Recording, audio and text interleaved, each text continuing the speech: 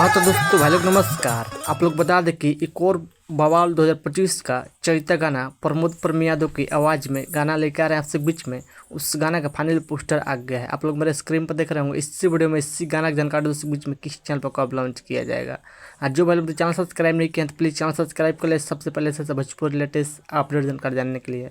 चलिए बात करते हैं प्रमोद पर्म चैता गाना का, जिस गाना का टाइटल है ओढ़नी में चुप चुअल बा। इस सॉन्ग को गायन सिंगर प्रमोद पर्म यादव इस गाना के लिखे हैं इरशाद बेदर्दी ने, और इस गाना में म्यूजिक दिए हैं शत्रुघ्न ने। म्यूजिक संगीत से है बहुत कमाल का गाना होने वाला। गाना आते हुए बवाल धमाल मचा कर रख दिया, क्योंकि प्रमोद पर्म यादव एक से एक बड़े चैता गाना लेकर आ रहे हैं आपसे। खूब दुराट पे ये गाना खूब दुराट पे दीजिएगा। 2025 का चैता गाना होने वाला है ओढ़नी में चुप चुअल बा। इस गाना फुल लॉन्च किया जाएगा, यानी कि कल सुबह 26 तारीख का सुबह 7 बजे फुल वीडियो लॉन्च किया जाए global music junction YouTube channel पर।